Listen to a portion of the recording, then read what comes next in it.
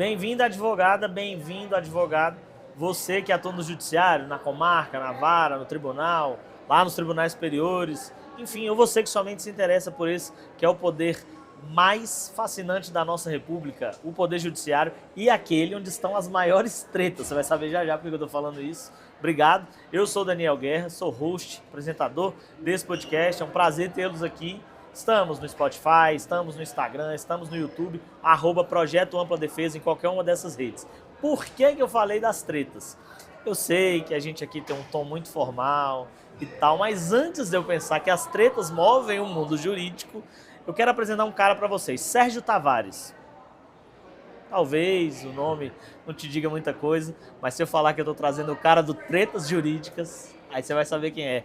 Bem-vindo, Sérgio. Obrigado, irmão. Prazerzão, uma honra estar falando com você, irmão.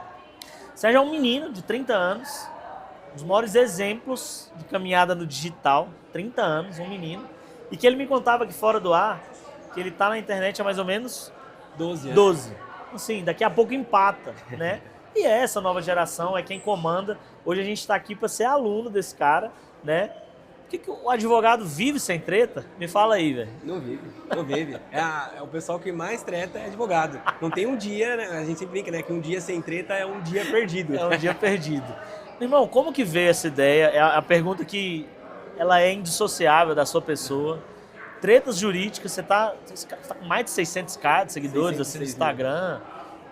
Case de sucesso absoluto, crescimento orgânico, né? E você me falava um crescimento... A gente está no evento de influência digital, de crescimento digital. Receita de bolo aí, cara. Cara, o Treta surge de uma ideia muito louca. Eu sempre fui muito consumidor de conteúdo. Então eu sempre gostei muito de meme. Na época da pandemia, que é a época que surge o Tretas ali, a gente criou um grupo, né? Então, o Meme Jurídico, que é meu padrinho, criou um grupo que colocou todo mundo lá. Sei lá, põe 800 advogados num grupo ali. E, por óbvio, todo grupo gera uma panelinha, né? Sempre gera aquele subgrupo a falar mal de alguém lá de dentro que não pode estar ali. Nessas conexões, eu sempre mandava, cara, eu acho que isso aqui dá pra fazer um meme. E mandava pra ele. Até o momento em que ele falou, cara, tu é tão criativo, por que não cria o teu? E eu tenho uma mensagem, eu até tirei print esses dias e coloquei assim, cara, eu não sei fazer isso, não é pra mim. E olha que doido. Ele falou assim, cara, vamos pegar um nome legal, Tretas Jurídicas. Aí o cara, que nome genial, doido. Já testou o arroba ali. Na hora testei, funcionou. Tá livre. Olhei a foto, ele falou, cara, manda essa foto. Eu falei, cara, essa foto não faz sentido nenhum. Vamos com ela mesmo. E aí é muito doido que as pessoas falam assim, como é que a gente produz conteúdo? Eu sempre menciono que no primeiro dia de produção de conteúdo, primeiro e segundo, foram 40 conteúdos lançados, sem eu saber fazer. Então, basicamente, eu pegava um conteúdo e produzia sem eu saber o que eu estava fazendo.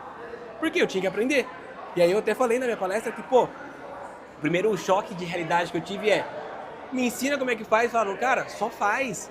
Naquela época a gente não tinha tanto conhecimento aberto no YouTube, Google, ChatGPT, enfim. Ele só falou, vai lá e faz. Eu peguei da minha ideia de cabeça que eu tinha e falei, cara, se eu colocar um texto e uma foto, que é o mesmo formato de Tumblr, não sei se o pessoal mais antigo vai lembrar, eu tinha Tumblr, naquela época lá. Que era uma rede social, né?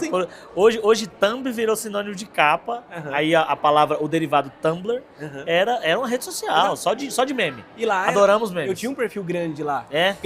Quando eu peguei pra lembrar, eu falei, cara, como é que eu aprendi a produzir essa forma que eu produzo, que é texto, foto? Era de lá. Eu lembro que aquela época é uma época, o pessoal emo, entre aspas, né? O pessoal mais dramático. Eu lembro que até o arroba era assim, oi, sou triste. E aí eu peguei pra lembrar aquilo, cara, por quê? Porque eu tinha uma roupa disso, tipo, 14, 13 anos, a gente entrava naquela, como se fosse uma bolha e produzia daquele sentido. E aí, essa mesma produção eu trouxe pro Tretas. E aí eu pensei assim, cara, vou produzir conteúdo com o que a gente vive na advocacia. Porque a melhor forma de estratégia de você produzir conteúdo é o que a gente vive. Não tem outro jeito. Porque se a gente começar a criar com coisas que a gente não atua, fica ruim. Falta criatividade, tem que pesquisar ali. Então, tudo que eu faço hoje, inclusive, vem da advocacia. Vem do que eu faço. Quando a gente atua ali, é muito mais fácil a gente produzir. As pessoas que se conectam no Tretas é porque são advogados. Tem pessoas de fora? Tem. É muito doido isso, porque advogados chegam em mim e falam assim, Sérgio, eu recebo conteúdo que não é o advogado que está me seguindo, é de cliente meu que me manda. Porque como a minha comunicação sempre foi simples, porque assim, a gente estuda 5 anos para falar chato. A gente fica lá, tudo que é fácil. Juridiquês. A gente fala assim, de início a gente muda para quê? Ab initio. Daí a gente coloca aquela complexidade. Latim. Latim. E a minha comunicação, como é muito simples, que a comunicação que a gente fala de topo de funil, é a comunicação que abrange qualquer pessoa.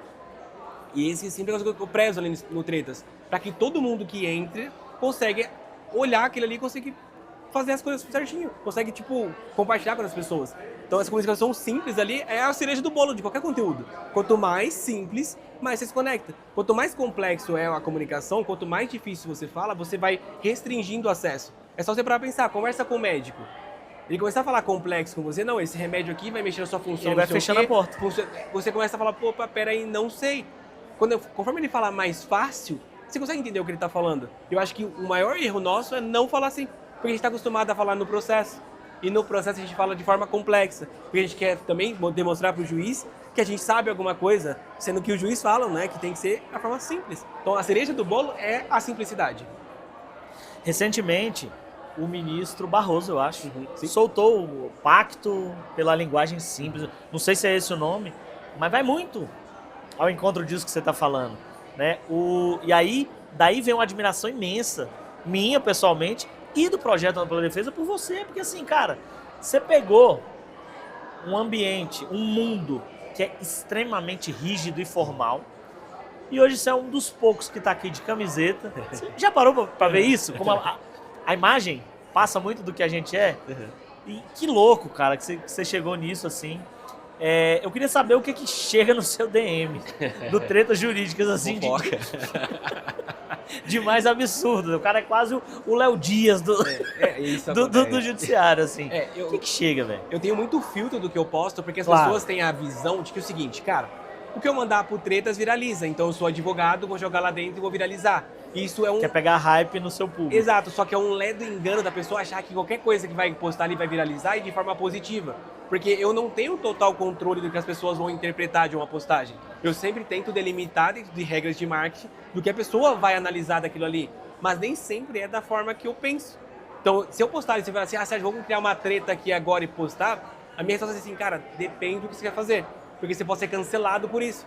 E a pessoa acha que não. O fato de simplesmente aparecer ali vai dar bom. Só que pensa o seguinte, você segue pessoas por algum motivo.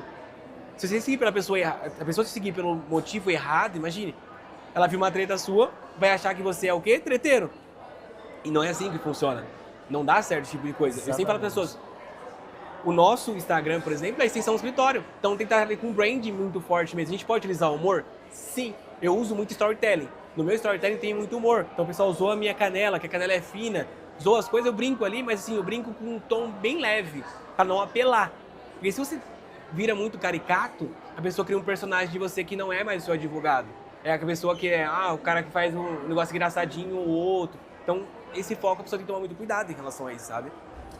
Sérgio, doutor Sérgio, porque a gente às vezes fica na informalidade, não, é o Tretas que está aqui. É o Tretas. Então, vamos lá, obrigado por quebrar esse protocolo aí. Sérgio, mas você é um advogado trabalhista, né? A gente não pode esquecer dessa essência. O Tretas se tornou algo magnânimo, gigante, mas você é um advogado trabalhista. E eu vou te fazer uma pergunta que talvez ninguém nunca tenha te feito. Em algum momento, o Tretas atrapalhou o Sérgio, o doutor Sérgio advogado? Pô, esse é um assunto para umas 2 horas para falar, mas sério, eu vou tentar véio? resumir ele. Vamos. O que acontece? As pessoas perguntam assim, por que você não aparece no Tretas? Primeiro ponto, o Tretas é uma personalidade, não sou eu. Uma persona, né? Isso, é uma persona que eu criei ali com um método até de não ser eu, efetivamente. Perfeito. Porque se eu apareço ali... O canal Dark. Se eu apareço ali, a pessoa estranha, até fala, pô, não tem peruca, não é o Júlio. E aí fica indissociável, né? Eu uso como exemplo o Bruno da Consulting Cars. Você pega o Bruno da Consulting Cars, tem o Galo Velho, que é ele, e tem a Consulting Cars, que é a página que vende carros. Ele aparece agora um pouco mais, mas bem timidamente. Não é aquela coisa que aparece sempre. Porque eu tenho que dissociar essa imagem. Qual que era o meu maior medo? Eu faço meme com todo mundo, eu não tô nem aí. Não existe essa coisa assim, você vai falar mal de juiz, entre aspas, falar mal de promotor, meu amigo. Se eu pensar em algum meme, eu vou soltar de qualquer pessoa. Eu não tô nem aí. E tudo certo, porque eu sempre assim, por óbvio, prezo por respeito. Eu não fico desrespeitando ou falando mal das pessoas, porque se a gente falar mal de qualquer pessoa, vai chegar nessa pessoa de alguma forma. A gente não consegue fugir disso. Meu maior receio aconteceu com 10 mil seguidores. Porque eu pensava o seguinte, isso meus amigos falavam, cara, você é um cara sério, você é um cara introvertido, é um cara que é muito estudioso, eu sou um processualista civil, né? Eu atuo na trabalhista, na área de família, assim, mais pontual, mas sou um processualista, eu sou um cara muito chato, um cara metódico. Cara, como é que você vai fazer um negócio desse, de meme?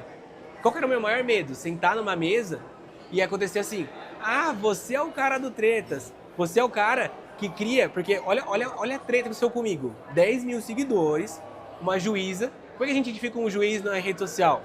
Vai ser perfil privado, vai ter um bonequinho com um martelinho ali. Da justiça. Isso, a gente identifica que é um juiz.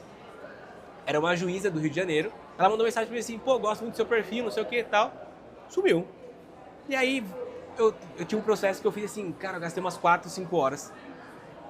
Processo lindo, réplica linda, maravilhosa. Gastei um tempão no processo, totalmente improcedente e 20% de sucumbência. Eu tomei. E aí, na minha cabeça, na hora, eu tava... Cara, juiz de processo? Porque não tem como, o processo era muito claro. Robusto. Era muito fácil, não era uma negativação indevida, que não tinha outras coisas, tipo, não tinha uma negação anterior. Era muito fácil, só que eu fiz muito bem feito e nem precisava. Porque é um processo muito simples. Minha cabeça assim, cara, juiz não lê processo. Eu criei um post. Juiz lê processo? E ponto de interrogação. Porque a melhor forma de você criar treta é você lançar uma pergunta e deixa que as pessoas respondem. Planta a semente da treta e deixa florescer. Porque se eu falo assim, juiz não lê processo, eu tô colocando meu julgamento. fazendo uma afirmação. Isso, uma afirmação. Agora eu fiz uma pergunta pro meu público e joguei pra ele. Eu postei isso, passou uns 5, 10 minutos, essa mesma juíza que tinha mandado mensagem alguns dias atrás. Que te adora a página, falou assim, você acha certo o que você faz? Aí eu olhei a mensagem, porque eu olho todos os directs. Eu vou até contar porque eu olho todos os directs, me lembra de falar disso. Ela me mandou a postagem e falou assim, você acha certo o que você faz? Porque olha o tanto de advogado que fala mal de juiz. Porque, assim, eu conheço juízes, eu sei os bastidores também. Eu sei quão ruim é o CNJ com eles, tudo certo. Mas ela falou assim, é um absurdo o que você faz. Porque um monte de advogado falando mal da gente. Vocês não sabem o que a gente passa por um salário tão baixo, por uma remuneração tão baixa, enfim. Mas cascou. Automaticamente, eu que faço audiência em São Paulo inteiro, pensei, cara, nunca mais eu vou aparecer aqui de jeito nenhum. Já não apareci, agora não vou aparecer de jeito nenhum. Porque meu medo era justamente chegar numa audiência e acontecer isso. Era o meu maior receio. Quando aconteceu isso? Nunca. Era um medo que eu criei na minha cabeça. Uma crença até meio limitante. Uma crença limitante. Quando o Cristiano me chamou pra fazer podcast, eu fiquei com medo. Porque eu tinha esse receio. Quando foi a minha primeira palestra, eu tinha esse receio. E aí, essa semana que aconteceu, como eu tô muito exposto agora, porque eu faço muita palestra, muita coisa, apareço muito, durante a audiência, o advogado perguntou assim, doutor, eu posso falar 1 minuto com você lá fora? Aí eu pensei assim, putz, vai dar problema. Pô, mas rolou uma conversa. Não, aí ele, lá fora, falei, não, doutor, beleza. O meu cliente saiu, e aí eu falei assim, vamos ver o que é esse trem. Ele falou, não, doutor, eu sigo sua página, eu amo ela, é muito, muito boa. Eu falei, cara, que doido. Eu falei, pô, valeu, obrigado, tal, só que assim, deu um susto, sabe? Então, toda aquela crença que eu criei, porque às vezes a crença nossa é de, pô, vou aparecer em rede social, vão achar que a gente é blogueirinho, não vou querer contratar. Nunca existiu. Pelo contrário, as pessoas começaram a gostar muito mais de mim quando eu apareço uma hora ou outra ali. Ou quando eu venho, falo das pessoas, mostro como eu fiz aquilo ali. Porque para algumas pessoas, inspiracional. Um cara tímido, um cara totalmente introvertido, conseguir subir num palco para 300, 600 pessoas e falar, entende? E vamos puxar um ganchinho em relação a directs. Um dos meus maiores publicidades... Você me pediu pra te lembrar. Uma das maiores publicidades que eu fiz foi do direct. Porque as pessoas têm essa tendência de querer produzir conteúdo infinitamente. Eu dei o exemplo lá, pô, antes de produzir conteúdo, responde seu WhatsApp. Pega lá seu WhatsApp e zera. Todo advogado tem um WhatsApp que tem 500 mensagens lá. Quanto de dinheiro na mesa que fica ali por causa disso? Mas vamos pro direct. Quantas pessoas mandam direct pra você e você responde com a curtidinha? Não puxa aquele assunto, não faz um social selling que a gente gosta de falar no marketing, né? De puxar um assunto, puxar uma conversa antes de dar um pitch de vendas. Porque a maioria do direct que vem até você é como? Oi, vi seu perfil tem potencial, minha empresa faz tal coisa, você não quer meia hora de conversa? Cara, nunca quer. Engessado, né? Que valor agregado? Aquele suco de chuchu, assim, que não tem, você bebe e não tem graça, né? E aí tu pensa, tinha ali 2 anos de perfil, 2022, não, tinha menos que isso. Não, 2020 ou 2022, isso mesmo, 22. O perfil tinha 100 mil, 200 seguidores mais ou menos, só que pra mim sempre foi uma brincadeira. Porque era um local de escape. Como eu tive um burnout na época, eu queria uma válvula de escape, então eu criava muita postagem com válvula de escape, tudo que eu fazia. Veio um direct com uma pessoa que tinha 400 seguidores. Falei assim, vocês fazem publicidade? Eu olhei pro perfil, falei, faço sim. Não tinha vínculo a nenhum tipo de plataforma, de empresa, nem nada. Eu respondi, tudo certo. Falei, me passa seu e-mail. Já sabe, né, que vai chegar um link e vai hackear meu Instagram. É óbvio que isso vai vir. Eu mandei. Não posso falar o nome da empresa. Passou alguns minutos, chegou, assim, publi, tretas, barra a empresa, barra outra empresa que, posso só dar um spoiler assim, que tem um ratinho. Que tem um ratinho que é lá de fora. Entendeu? Entendeu as referências. E aí pensa, eu cobrava R$300 pela publicidade. Chegou a pessoa e falou assim, olha, a gente tá no e-mail, né, assim, a gente tá com um cachê um pouco baixo para pagar, mas o nosso orçamento é 5 mil. Ah, tranquilo. Só... Deixa eu ver, eu sou... Você tava com 300? Que isso? Eu quase mandei assim, mas será que a gente consegue fechar de 6? Quase que eu mandei assim, né? Claro, eu vou puxar. Caraca. Não te mandei, porque não, claro, é uma questão de brand. E foi naquele momento que eu olhei e falei, cara, isso não é uma brincadeira. Porque eu sempre tive muito cuidado com o que eu faço, porque a gente não pode dar gatilho, a gente tem que criar muita coisa aí que a gente não pode criar problema em muita coisa. Eu olhei e falei, cara, isso aqui é sério. Isso aqui não é mais uma brincadeira. E foi a primeira publicidade que eu fiz. Dali em diante, assim, vieram várias empresas. A do Burger King pode falar. Quem é advogado pegou o lanche, o sanduíche gratuito.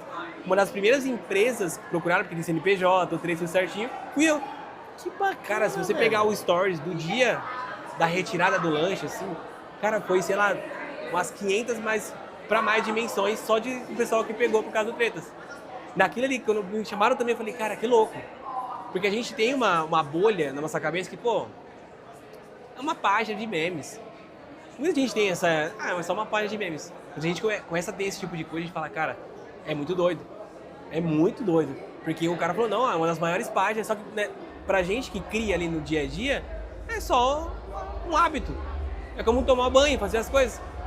Para as pessoas criarem esse hábito de produzir conteúdo. Porque é isso. E olha que doido, um directzinho, as pessoas esquecem de olhar os directs, não respondem, ou dá uma curtidinha só. Meus directs todos são mandando uma outra pergunta de volta. Sempre puxo o assunto com as pessoas.